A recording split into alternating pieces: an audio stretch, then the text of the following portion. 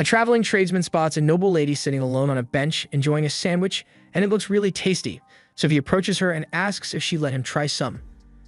The lady readily agrees since she's always happy to share her meals with others, so she reaches into her picnic basket and makes the man a sandwich.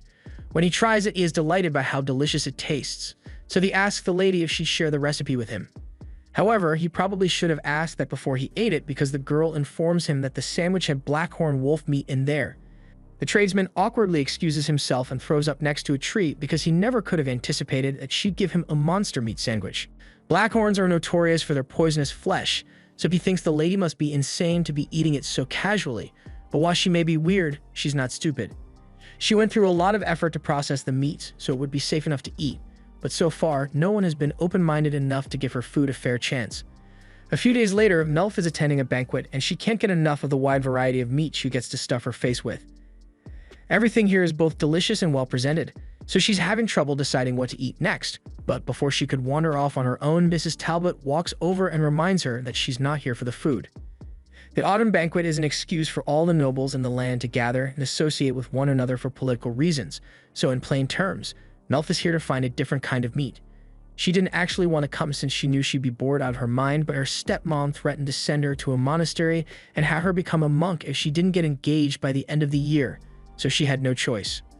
Her dad wasn't as pushy about it, but he did still ask her to find someone soon, which is why she agreed to attend this event. But things aren't going well for her since all the nobles here recognize her as the monster meat muncher, and they don't want to get involved with her. She decides to head to a different section of the party where most of the knights have gathered, and she plans to find a knight who hasn't heard the rumors about her and convince him to get married to her before he finds out about her little hobby. But before she could actually talk to anyone, a huge commotion breaks out as several nobles scream that monsters are attacking the banquet. Can't say it's surprising since this was bound to happen when you hold a banquet with tons of food in the middle of the forest, but that's not the point right now. Melf starts running away along with the rest of the nobles as the knights charge forward to confront the monster, but then she notices an old couple nearby who seem to be having some trouble. She goes over to ask them if everything is alright, but while the couple isn't hurt, the man's walking stick just broke, so he can't get up on his own anymore. Melf offers to help him stand so they can all get out of here, and they are grateful for her assistance, but just then their eyes go wide because there's something huge behind Melf. She turns around and is shocked to see a wild blackhorn standing right there. There's still enough time for her to run without the monster noticing her, but if she did that, then the old couple would be left in harm's way. So instead, she starts shouting to get the monster's attention and bait it into following her away from the old-timers. She's glad that she managed to save them, but there's no way she can outrun it, so this might really be the end for her. However, just as she was about to be trampled, a lone knight dashes forward and beheads the Blackhorn in one swift motion. His name is Roger Galbraith, and he is well known as the Blood-Mad Duke because of how ruthless he is when it comes to battles. And the people here really seem to enjoy gossiping because Roger just saved all their lives, but they're too busy murmuring about how terrifying he is to thank him like normal people. Melf falls silent at the realization that the man before her right now is the famous blood-crazed Duke, and she's not sure if the rumors about him being a blood-crazed serial killer are true or not, but that doesn't matter to her right now because Roger is way too hot for her to care. She gets up and introduces herself to him, which comes as a surprise to Roger since most women would have run away from him by now in a situation like this. Just then, Melf notices some of the Blackhorn blood dripping towards Roger's mouth, and she frantically asks him to wipe it off before he accidentally ingests it, because the blood of a corrupted Blackhorn is incredibly toxic to people. And even if it wasn't corrupted, she knows from personal experience that ingesting the raw blood of a beast will give you severe diarrhea. Roger doesn't know what to say at this point since he has never met a girl who knows so much about monsters, and Melf soon realizes that she might have freaked him out by talking too much. Roger appreciates Melf's concern, but he already has some holy water ready to deal with any potential blood poisoning. He even offers some to Melf since even though she probably didn't swallow any blood, it never hurts to be safe. Roger then notices that her dress is covered in blood, so he offers to take her somewhere so she can get a replacement, but while Melf appreciates the gesture, she tells him that it won't be necessary. Monster blood washes out really easily with a little warm water and baking soda, so her dress isn't ruined or anything. But that's not what Roger was referring to. Most nobles are disgusted by the mere thought of wearing clothes tainted by monster blood, so he wonders why it doesn't seem to bother her. Without thinking, Melf blurts out that she butchers monsters all the time, so she's used to getting covered in blood every now and then. Roger is shocked to learn that Melf butchers monsters, and she realizes she has said way too much, so she apologizes for it. But instead of being disgusted by her, Roger bursts out in laughter because he recalls hearing rumors about Melf eating monsters, and he can't believe it's actually true. Monsters in this world are very different when compared to regular animals. Due to the magical energy that their bodies contain, consuming monster meat typically causes vomiting and fevers, so it is generally discarded, but Melf always thought that was wasteful. There's no point in hiding it now, so she admits that the rumors are indeed true, and that when she looks at that corpse over there, the only thing she can think about is how tasty the meat would be. But she realizes saying it out loud makes it sound even worse. By this point, she expects Roger to awkwardly shuffle away any minute, so she puts on her best. I don't know what to do anymore, smile and waits to see what he does. But as it turns out, Roger is actually enchanted by the lovely smile on Melf's blood-covered face. So much so that he can barely look her in the eyes, so instead he grabs her hand and starts leading her away from the party. After a while, Roger realizes he should probably say something so things don't get awkward, so he asks Melf if the monster meat actually tastes good. This isn't the first time someone has asked Melf this question, but it usually doesn't end well when she gives an honest answer. She tells Roger that blackhorn meat actually tastes a lot like beef, but while most would sneer and disregard her opinion as crazy talk, Roger actually seems to be taking her seriously, and that's a first for her, so she's really happy.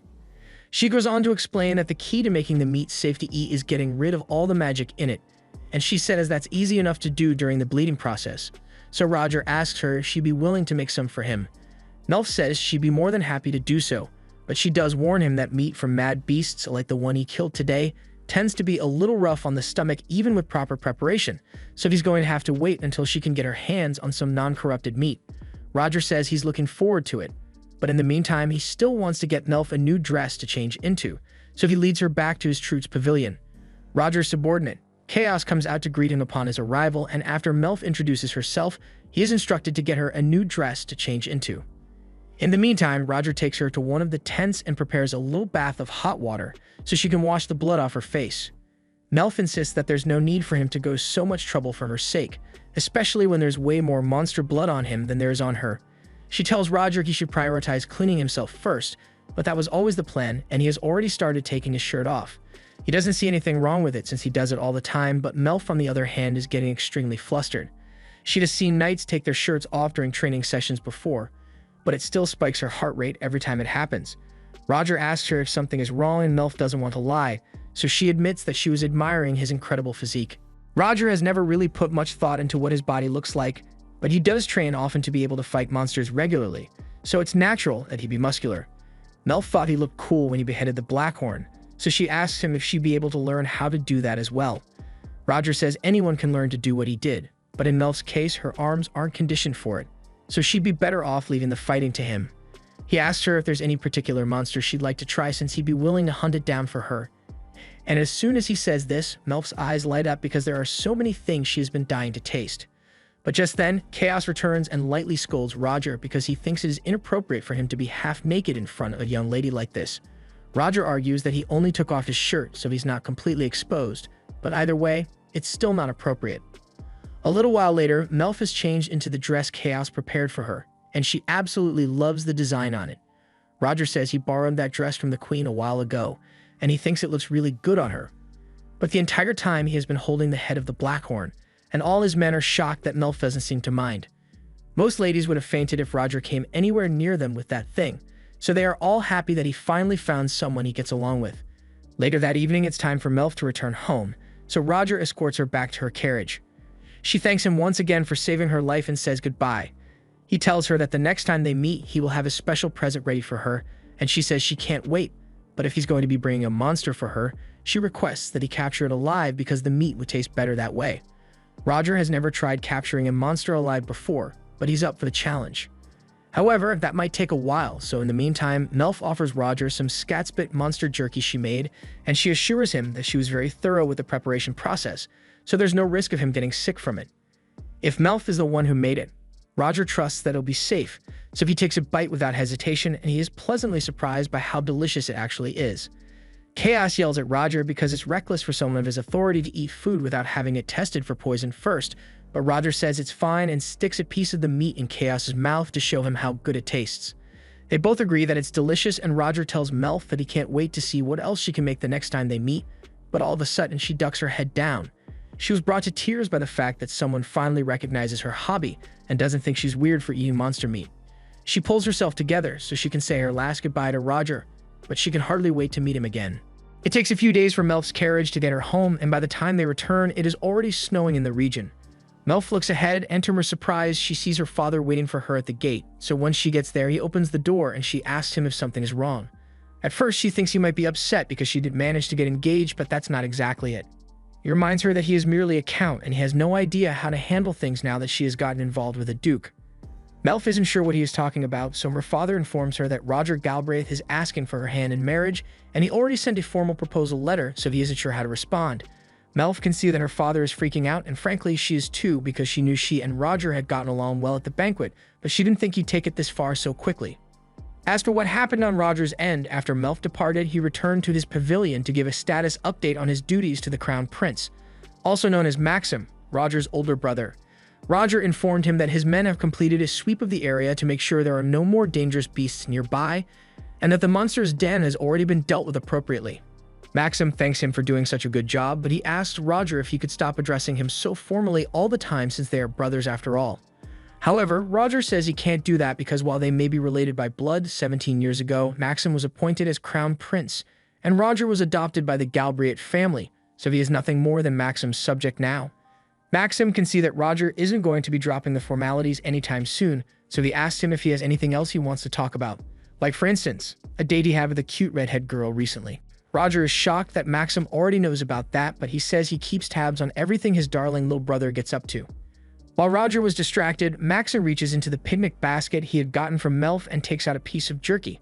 Without a second thought, he takes a bite out of it, and he is impressed by how good it tastes, so he asks Roger what kind of meat it is. Roger sighs because a crown prince really shouldn't be eating stuff without confirming what it is first, but since he wants to know, Melf said this was jerky made from scatsbit meat, these little guys.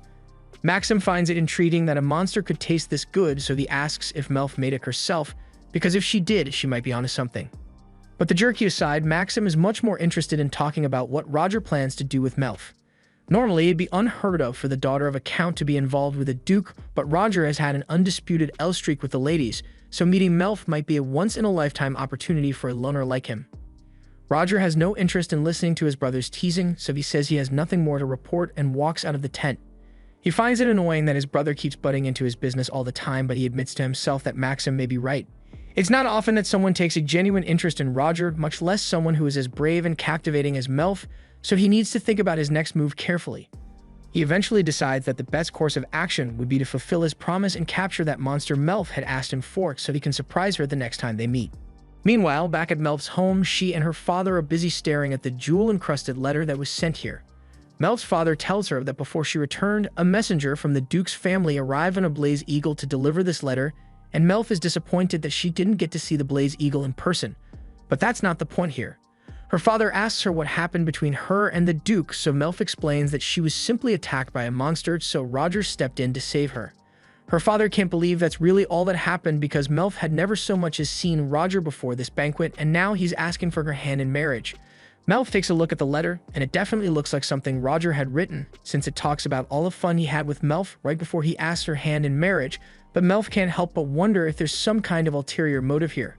Her father tells her she doesn't have to accept the proposal if she doesn't want to, but he'd have to make up a really good reason to turn down an engagement request from a duke.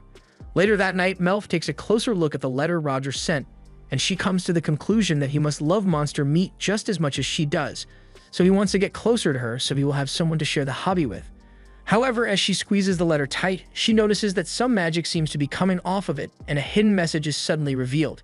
It says that Roger will visit her before the end of the winter, specifically by the 18th of the month, which just so happens to be tomorrow, so Melf's father starts freaking out again. Melf is just as flustered because she didn't think she'd get to meet him again so soon.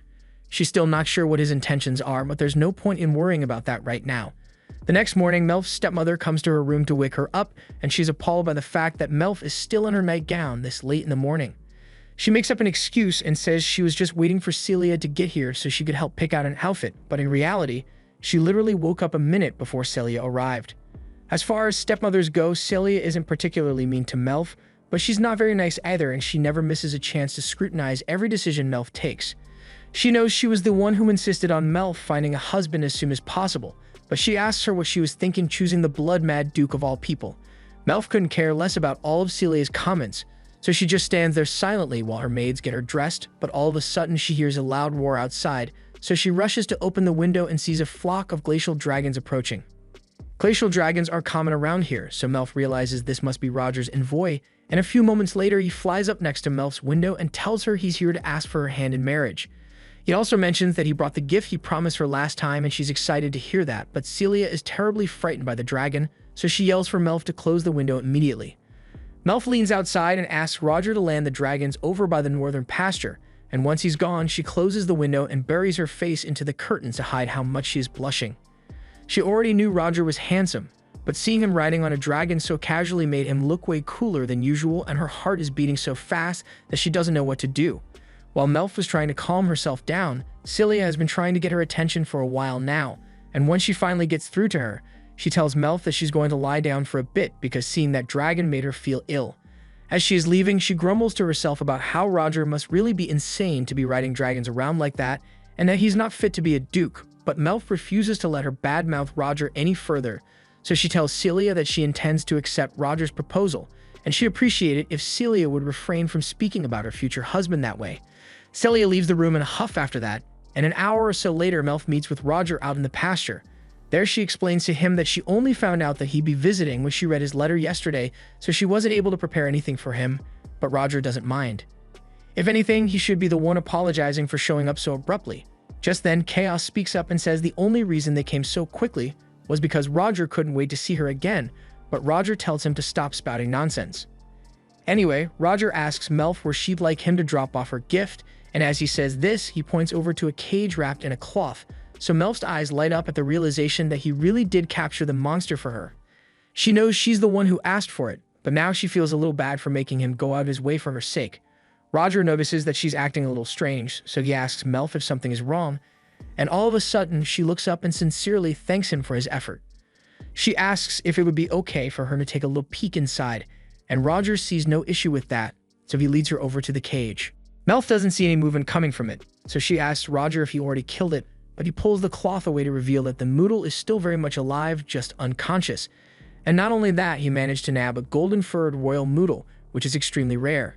Moodles are monsters similar to cows, which usually have white fur, but royal Moodles develop a gold color as they grow, making their fur incredibly valuable for things like coats and scarves, but their meat often ends up being discarded, which Melf thinks is such a waste.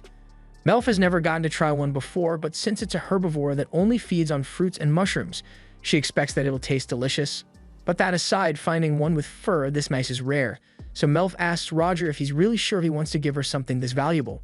Roger tells her he wouldn't have gone through all the trouble of capturing it alive if he wasn't going to give it to her, and Melf is really happy to hear that because it means she's free to prepare it in any way she chooses. She can't express just how happy Roger has made her, and it's clear that seeing her like this has Roger really flustered, so Chaos and the others just stand back and let him have his moment. A little while later, Melf's father arrives to formally greet Roger, and he thanks him for making the long journey out here. Roger apologizes for showing up so suddenly, but he said he wanted to get a response to his proposal before winter set in, and Melf had been so excited by the Moodle that she almost forgot that Roger is here to ask for her hand in marriage. She asks her father for permission to let Roger's dragons hunt in the mountains, and he isn't opposed to the idea, but he is a bit confused because he assumed that Moodle over there was meant to be food for dragons. However, Melf tells him the Moodle is actually for her. Melf's dad is surprised to hear that since he didn't think Roger knew about her hobby, but she tells him Roger actually went out of his way just so he could try some of her monster cooking. And on that note, she asks her dad for permission to open a research facility so she can start preparing the Moodle as soon as possible. Her dad worries that seeing Melf butcher a monster might be off-putting to Roger, but he speaks up and tells Melf's father that he understands her to some extent, and he is also aware of the nasty rumors surrounding her, and he is proposing despite them. Hearing that Roger is so interested in Melf is the best news her dad has heard all day, so he tells Roger that he should make himself at home. But before that, Roger says he'd like to do something about the gift he brought before it wakes up since it's still alive. Melf's father is shocked to learn that Roger brought a living Moodle here, but Melf was the one who asked him to capture it alive. On that note, since he's here, Roger says he'd like to watch the preparation process, so her dad tells her to show him to her research facility. Roger and his men take off on the dragons to start heading towards the facility, and Melf is having a great time since she has always wanted to try riding a dragon. As the facility comes into view, Melf points it out to Roger, but he can sense a bit of hesitation in her voice, so he asks her if something is wrong. Melf plays it off and says she's just nervous about riding a dragon for the first time, but that's not actually what's bothering her. She's happy that Roger doesn't mind her eating monster meat, but she won't know if he is truly okay with it until he has seen how she prepares it, and she is rather nervous because she's not sure how he will react. Upon arriving at the lab, Roger notices an ancient magic circle inscribed onto the floor. He asks Melf about it, so she explains that it was originally her mother's creation, but she made some improvements to it. She says this is what she uses to prepare the monster meat, and Roger thinks it's a genius idea, but he wonders how she manages to pull it off since it would be difficult to drain all the magic out of a monster corpse with just this circle.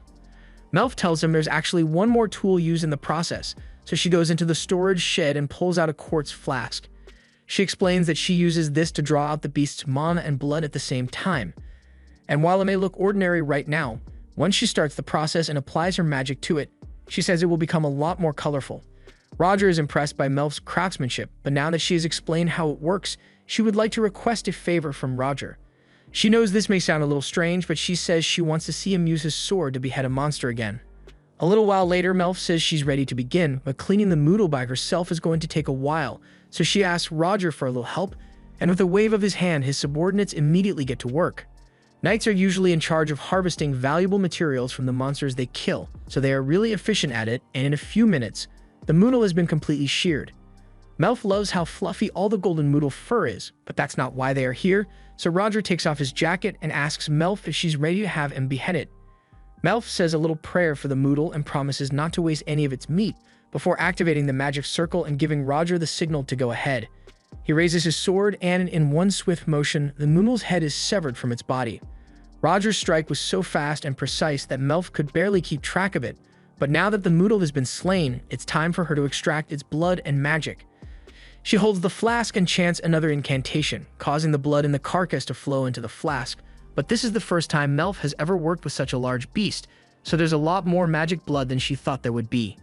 The flask begins to crack as it is filled beyond capacity, and Melf is starting to panic because she can't stop once the spell has begun, but fortunately, Roger is right beside her, so she explains the problem, and he grabs a replacement flask to swap out with the full one. Thanks to his help, Melf is able to complete the spell unimpeded, and the Moodle is successfully drained of all its blood. Roger is glad that it worked out well, but he's surprised that the Moodle still looks so big since he thought removing all the blood would shrink it down a bit. Melf explains that the spell she used specifically targets only the monster's blood, leaving all other moisture intact to preserve the flavor. Roger is once again impressed and asks how the spell was developed, so Melf explains that 17 years ago, this region was suffering a severe famine. Hundreds of people had already died of hunger since the land here is poor in resources and the soil is hardly fertile, so Melf's mother began researching ways to make use of the abundant monster population here. The process is still a bit complicated right now, but if Melf figures out a way to simplify it further, then anyone would be able to use it, and it would transform monsters from a dangerous nuisance to a valuable food source. That's why Melf chose to take the challenge after her mother's passing, but she admits that she also has a lot of fun sampling rare monsters from time to time. Roger can tell that Melf's goal is a noble one, but he has one more question he would like to ask. He holds up the flask of magic blood and asks her what she intends to do with it. Melf says she just uses the magic energy from it to start fires and power the lights, and this much should last around 2 months before she needs to refill, but Roger is surprised that that's all she uses it for. Melf asks if there's another way to use it, and Roger bursts out laughing at the realization that she really has no idea what she has achieved. He explains that Melf has accomplished something that even the royal court mages have struggled to do for years. She has found a way to extract and store pure magic essence in a bottle, and in the wrong hands, something like this could be used to create weapons of mass destruction. She had no idea she was essentially making bombs, but Roger says it's not a problem since he knows she would never harm anyone. He's just glad that the rumors about her drinking the blood aren't true, because with how bewitching her hair looked, he was starting to worry that she might be a vampire. Melf gets flustered by Roger's compliment, and she doesn't know what to say, so without thinking, she starts talking about how dazzling Roger looked when he rode in on his dragon earlier, until they both get embarrassed and just stand there in silence. This is becoming hard to watch, so Chaos interjects and reminds the two that there's still a lot of work to be done, so they awkwardly shuffle away. A little while later, Melf comes up to Roger with a hunting permit. Roger had fed the Moodle's organs to his dragon, but it wasn't enough for them, so he needs to go out and catch some more monsters before they become fussy. Just then, Roger's stomach begins to growl, indicating that he's really hungry as well, So even though they are technically meant to wait till dinner time, Melf suggests that it wouldn't hurt to try a few pieces of the meat right now. The two take a few cuts of the meat, and just as they are about to begin cooking, Roger remembers that he brought something special for this occasion. He takes out a slice mill and tells Melf to give it a try, so she tastes a small piece, and she is astonished by the combination of flavors it has. Roger explains that he swiped this from his head chef before he left home, and it is apparently a blend of various spices, so it goes really well with meat. Roger and Melf prepare 2 skewers and are practically drooling in anticipation as they wait for it to cook, but while they are standing there, Chaos sneaks up on them and asks what they think they are doing. Roger tries to cover it up and says there's nothing going on here, but Chaos can clearly smell the delicious aroma coming from over here, so there's no hiding it. Roger then remembers the hunting permit he got earlier, so he takes it out and tries to get Chaos to go away by ordering him to go get some monsters for the dragons. Chaos says he will gladly do so, but he wants Roger to come with him since he is their best fighter. Roger tries to get out of it by saying he is busy with Melf here, but Chaos guilt trips him by asking what kind of commander sneaks himself a snack while his team is starving. Roger eventually caves and says he will make a skewer for Chaos as well, but then Chaos points out that the entire team is right here, so Roger ends up making one for each of them. A few minutes later, Roger's skewer is done, but Chaos tells him he can't eat it yet since the batch still needs to be taste tested to make sure there's no poison left in there. As such, Chaos is the first one to take a bite, and while he was expecting it to be good, the meat turned out to be even better than he had imagined it would be. He says it doesn't taste gamey at all, and in fact, it practically melts in his mouth with each bite. Melf is happy to hear that the meat turned out so well, but hearing Chaos describe how delicious the meat is makes Roger even hungrier than he was before. He tells Chaos to just hurry up and announce that the meat is safe to eat, but Chaos wants to mess with him a little, so he tells Roger that he can't be sure if the meat is truly safe, yet since it would take a few hours for magical energy to cause any stomach trouble, but neither Roger nor his knights want to wait that long. Melf is also at her wit's end, so she tells the soldiers that she's done waiting, but if anyone actually does get sick from the meat, then she will do everything in her power to prepare medicine for them. That's good enough of an insurance policy for them. So they all take a skewer and dig in. Everyone is delighted by the flavor, especially Melf, because this is the highest quality monster meat she has ever had the pleasure of tasting. Roger walks up to Melf and tells her she's a genius for being able to make monster meat taste so good. She tries saying she was only able to do it thanks to her mother's research, but Roger tells her not to be so modest because he doesn't know anyone else who could accomplish what she just did. Roger and his knights have eaten monster meat on the rare occasion that they run out of supplies while out on a mission, but it always tasted terrible since they didn't know how to prepare it properly. He then asked his men for their opinion on Melf's brilliance, and they all agree that she is a culinary genius. The group prepares a few more skewers for everyone, and Roger is about to snag himself a third one when Melf suddenly calls his name.